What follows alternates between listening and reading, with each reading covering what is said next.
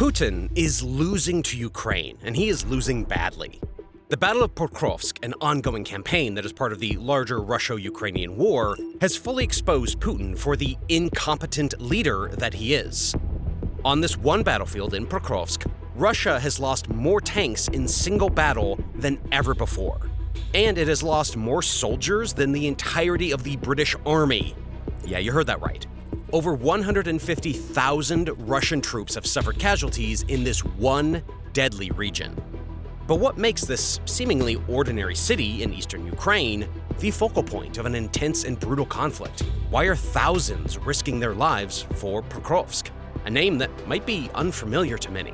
The answer lies right here in this video. This ongoing battle in Pokrovsk is not just another chapter in the Russo-Ukrainian war. It is a critical clash that holds the key to understanding much more about the broader conflict. In all likelihood, the outcome of this entire war just might be decided on the plains of this region. Welcome to our deep dive into the Battle of Pokrovsk, Putin's biggest miscalculation of the war. Now, before we dive into the intricate details of Putin's greatest blunder of the war so far, let's take a step back and provide context to this Pokrovsk area. Let's talk about why Putin wants it so much and why Ukraine is fighting tooth and nail to keep it. This right here is Pokrovsk, also once known as Krasnoarmysk. It is a city and the administrative center in Ukraine's eastern Donetsk region. Its significance extends far beyond just being another dot on the map. It's a critical logistical and economic hub that both Russia and Ukraine are fighting fiercely to control. Historically, Pokrovsk's economy has been bolstered by its rich deposits of coking coal, an essential component for steel production. This has made the city indispensable to Ukraine's industrial landscape, particularly for its steel industry, which is a major economic driver. Losing control of Pokrovsk would significantly impact Ukraine's steel output, further weakening the nation's suffering economy and its overall military capabilities. For the Russians, control over such a vital resource means control over a significant portion of Ukraine's economic lifeline and a significant blow to Ukraine's overall economic stability. Even from a geographical standpoint, Pokrovsk's location made it a crucial node in the region's logistics network. It's situated along key roads and rail routes that facilitate the movement of military supplies and reinforcements. This logistical advantage is also why both Russia and Ukraine are keen to control the city. In this sense, for Russia, capturing Pokrovsk would mean disrupting Ukraine's military supply lines and gaining a strategic foothold in the Donetsk region, which is part of their broader goal of establishing control over eastern Ukraine. For Ukraine, maintaining control over Pokrovsk is vital to ensuring the continued flow of supplies to its forces. Not just in Pokrovsk, but also in other embattled towns in the region. As we have seen with many demoralized and struggling undersupplied Russian soldiers, logistics can make or break a war effort, and Ukraine is guarding against the latter. With Pokrovsk being a prize that both sides are unwilling to lose, the battle for Pokrovsk, an offensive that started last year, has begun to grow ferocious this year. The offensive was mainly marked by key battles that have since changed the tide of the entire war. The defense of Avdiivka is one of those battles, and it stands as a testament to the resilience and determination of Ukrainian forces in the ongoing conflict with Russia. This battle, which started in October last year, stretching to February of this year, was marked by some of the bloodiest and most intense fighting that the entire Russian-Ukraine war has ever seen. Russian forces decided to capture Avdiivka, a city in the Donetsk Oblast in Ukraine, as it served as a crucial frontline city, offering a gateway to other strategic locations like Pokrovsk. To achieve this, Russian forces launched a multi-pronged attack, utilizing heavy artillery, airstrikes, and ground assaults to break through Ukrainian defenses. The initial onslaught was fierce, with Russian troops making significant gains on the outskirts of the city. The use of advanced weaponry, including tanks and armored vehicles, gave Russian forces a considerable advantage in the early stages of the battle. However, Ukrainian forces, well aware of the strategic importance of Avdiivka, were prepared for a prolonged and grueling defense. They established multiple lines of defense around the city, fortifying key positions, and utilized a combination of conventional and guerrilla warfare tactics. Ukrainian troops took advantage of Avdiivka's urban environment, transforming buildings, streets, and alleyways into fortified positions. Snipers were deployed on rooftops, and key buildings were reinforced to create strong defensive lines. This urban warfare strategy allowed Ukraine forces to effectively counter the Russian advance, inflicting significant casualties on the attacking troops. One of the critical aspects of the Ukrainian defense was the effective use of artillery and air support. By coordinating artillery strikes with ground maneuvers, Ukrainian forces were able to disrupt Russian attacks and counter their advances. The use of drones for reconnaissance and targeting enhanced the accuracy and effectiveness of these strikes. In many instances, Ukrainian artillery successfully neutralized Russian positions, preventing them from gaining a foothold in key areas. The resilience of Ukrainian forces was further bolstered by the support of local civilians, who played a crucial role in the defense of Avdiivka. Civilians provided valuable intelligence, assisted in fortifying positions, and supported the logistics of the Ukrainian military. This collaboration between the military and civilians not only strengthened the defense, but also bolstered the morale of the defenders. Despite their initial gains, Russian forces faced significant challenges in their attempt to capture Avdiivka. The Ukrainian defense was tenacious, and the urban environment of the city made it difficult for Russian troops to maintain their momentum. The prolonged nature of the battle also strained Russian supply lines and logistics, further complicating their efforts. By early this year, it became evident that the Ukrainian defense had successfully stalled the Russian advance. The combination of well-coordinated artillery strikes, effective urban warfare tactics, and the unwavering determination of Ukrainian forces had prevented Russian troops from capturing Avdiivka. On February 17th of this year, Ukrainian forces then launched a decisive counteroffensive, pushing Russian troops back and reclaiming lost territory. This counteroffensive marked the turning point in the battle, solidifying the Ukrainian defense and securing the city. However, given the strategic importance that Pokrovsk holds, Putin wasn't going to give up on it that easily. And so after many minor skirmishes, he relaunched a massive attack. This massive offensive became known as the Battle of Kurakhove.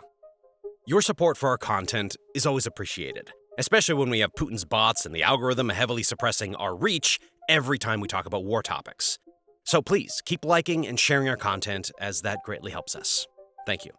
The Battle of Kurakhove, which began just 2 months back on October 16th, has played a crucial role in the border conflict between Russia and Ukraine. Russian forces launched a multi-directional offensive towards Kurakhove, a key logistical hub in the Donetsk Oblast, aiming to encircle and capture the city. Kurakhove was not just a standalone target, it was meant to be used as a stepping stone to the real prize, Pokrovsk. The capture of Kurakhove would allow Russian forces to press their advantage towards Pokrovsk, further threatening Ukrainian defense positions and disrupting their logistical operations.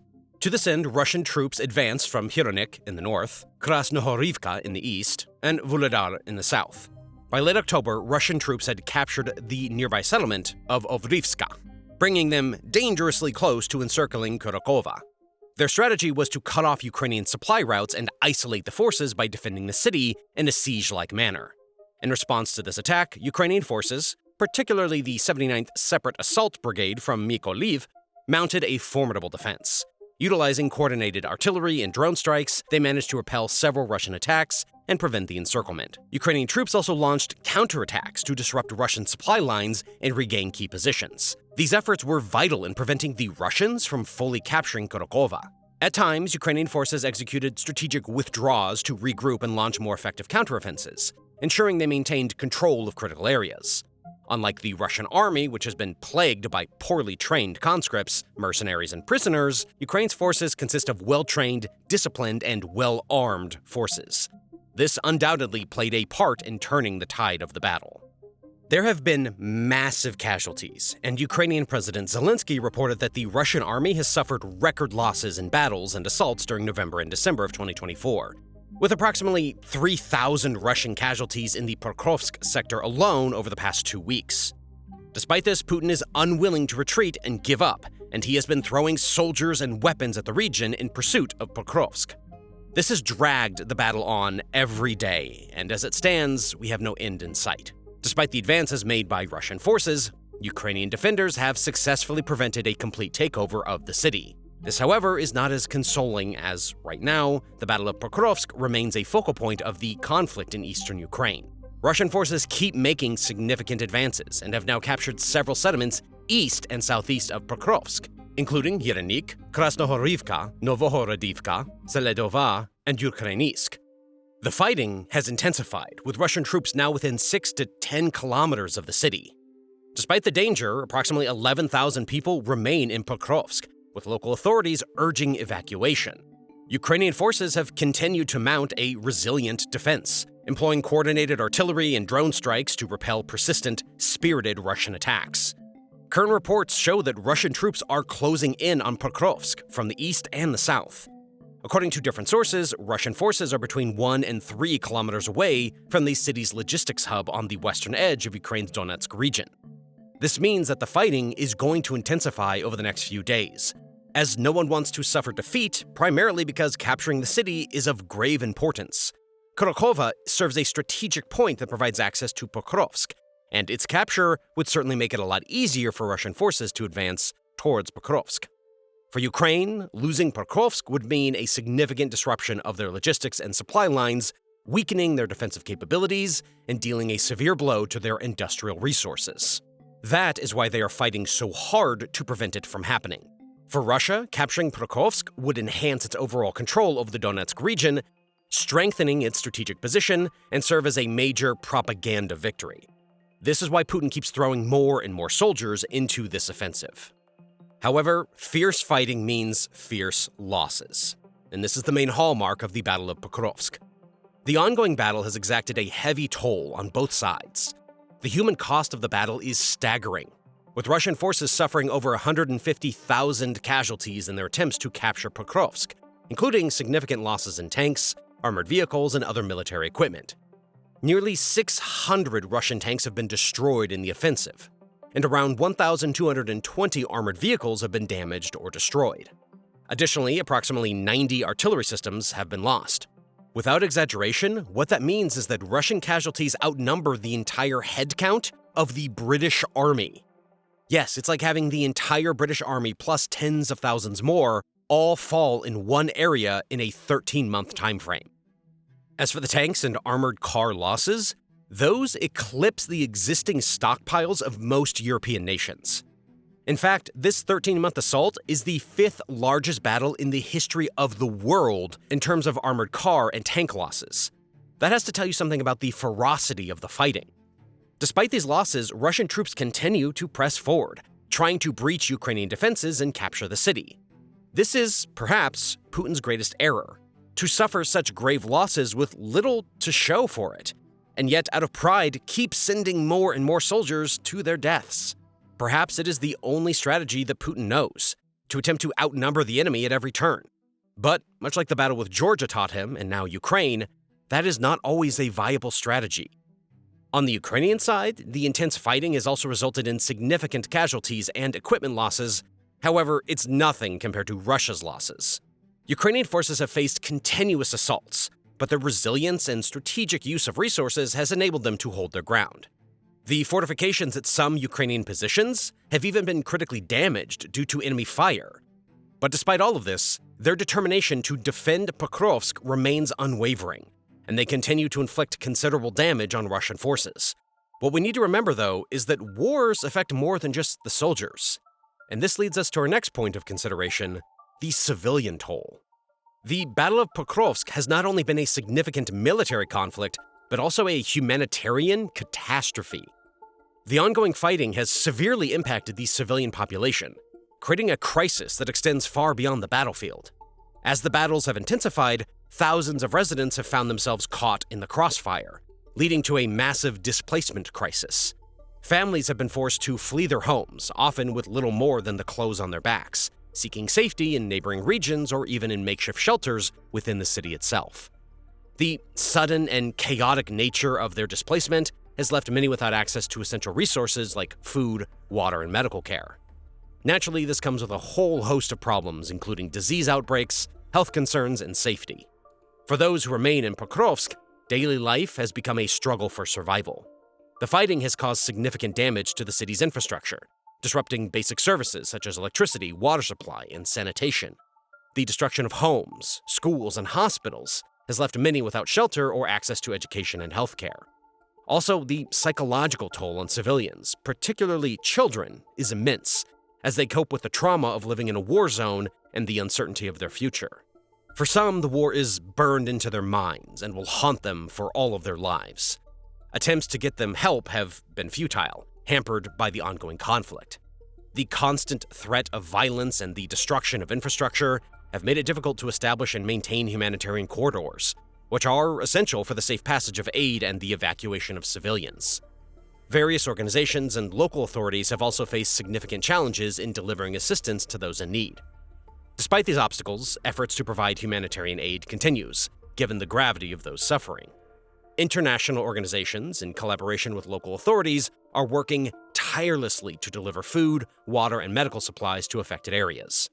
Mobile medical units have been deployed to provide urgent care in viable areas, and temporary shelters have been set up to accommodate displaced families whenever possible. However, the scale of the crisis means that these efforts are often stretched thin, leaving many in desperate need and many suffering. One particularly heart-wrenching aspect of the humanitarian crisis is the plight of children. Many children in Pokrovsk have been separated from their families during the chaos of displacement. Schools have been destroyed or repurposed to shelters, disrupting their education and depriving them of a sense of normalcy. Child protection agencies are working to reunite families and provide psychological support to children who have witnessed the horrors of war. As always, it is the innocent that suffer, and the Battle of Pokrovsk is no different. On top of this humanitarian crisis, the economic impact of the conflict has also been severe. The destruction of industrial facilities, such as the coking coal mines, has led to widespread job losses and a sharp decline in economic activity.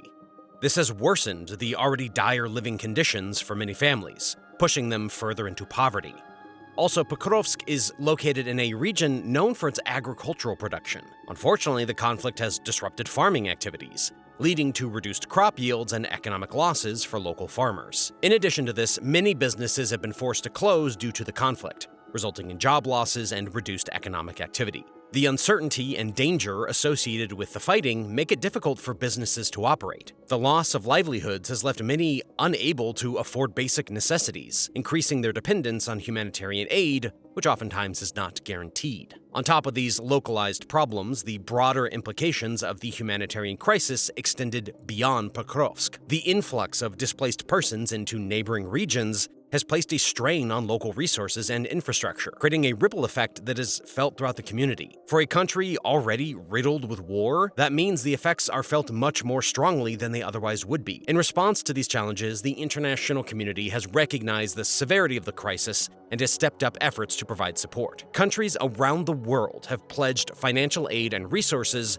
to help alleviate the suffering of those affected by the conflict. As of April this year, Congress has appropriated more than $174 billion to assist Ukraine. This includes funding to purchase missiles, ammunition, and combat vehicles for Ukraine.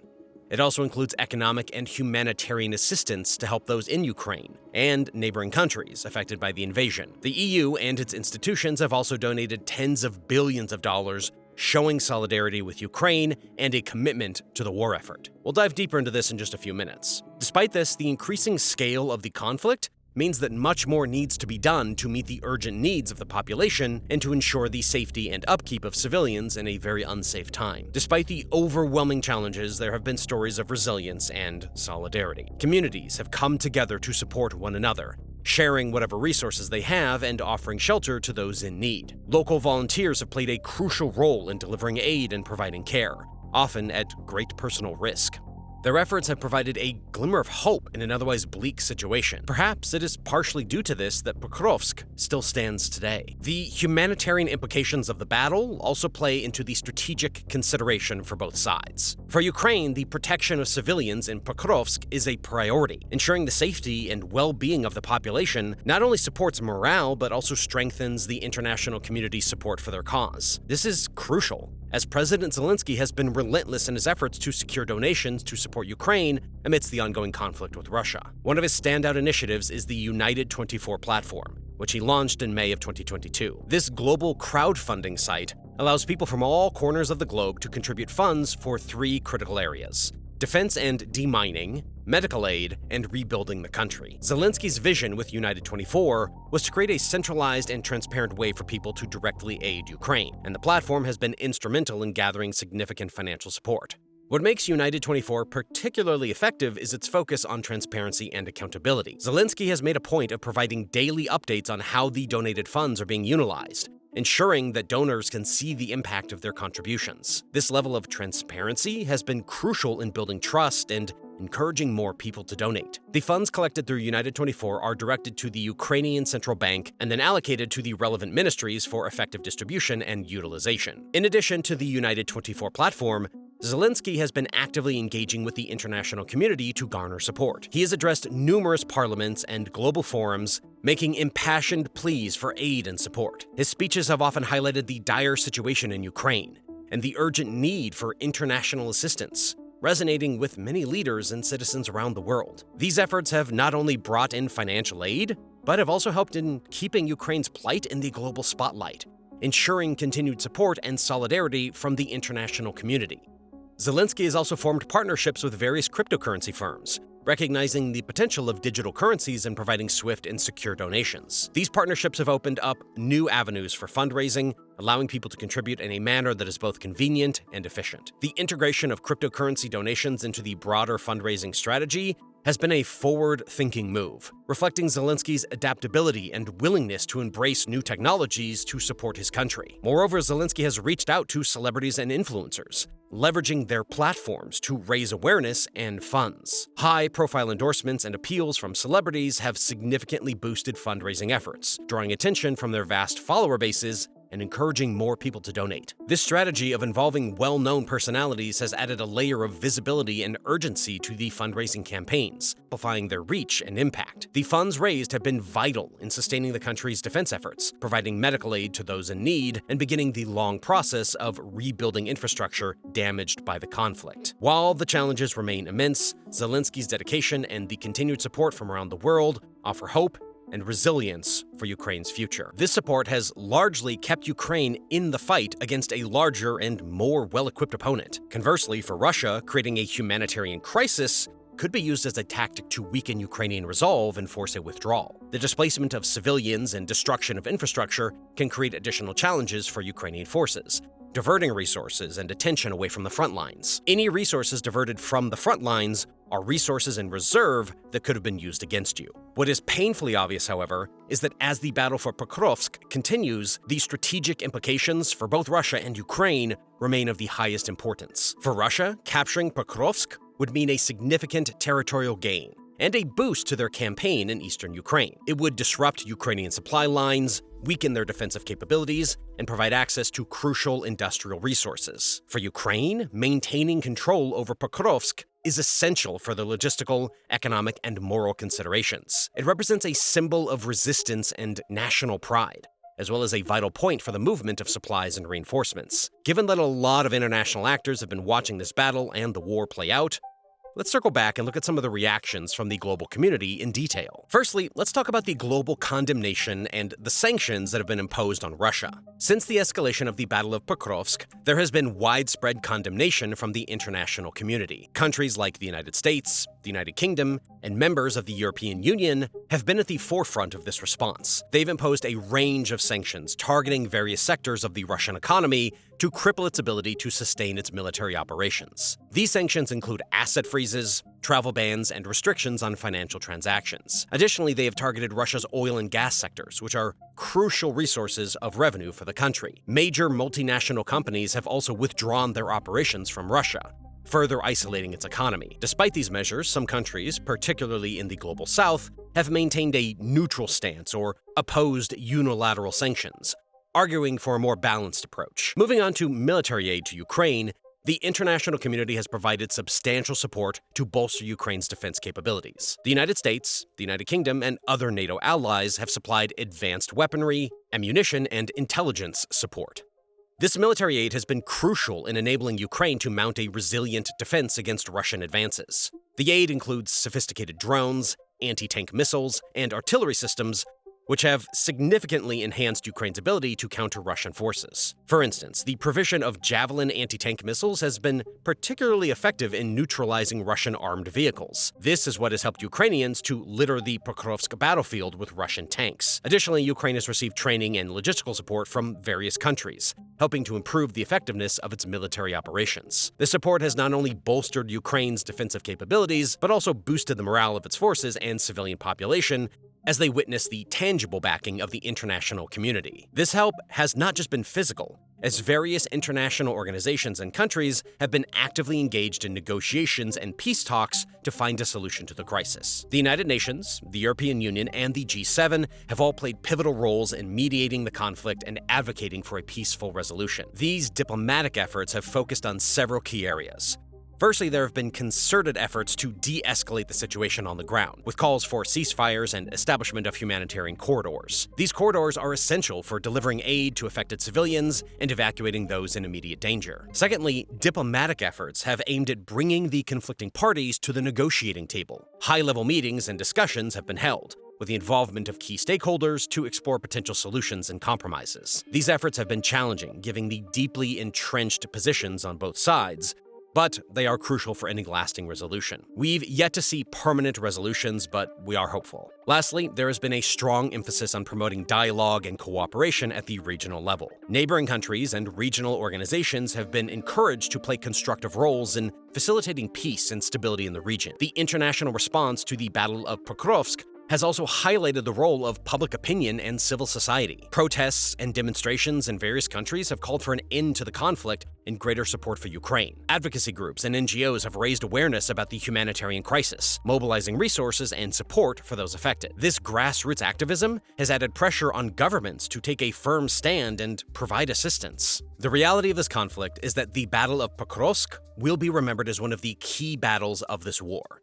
much like it was during World War II. Given these significant implications for the future of the region and the broader conflict that is associated with this battle, it is unlikely that we will see an end to it soon. Putin will continue to throw everything he can at this region that has already swallowed up so many of his troops, while Ukraine will dig itself deeper to stop the Russian advance. We, on the other hand, hope that this can be resolved as soon as possible, as these casualty numbers are more than just statistics to us. They are people with families and friends. And with all that said, we want to hear from you. What do you think about the severity of this war and its casualties? Do you see Russia and Ukraine coming to a consensus, or is it too late for that? Drop your thoughts in the comments below. We love hearing your insights. We've got much more exciting content coming up on global wars, geopolitics, and much more. Join our community and be a part of the conversation. Thanks for watching. We'll see you in the next one.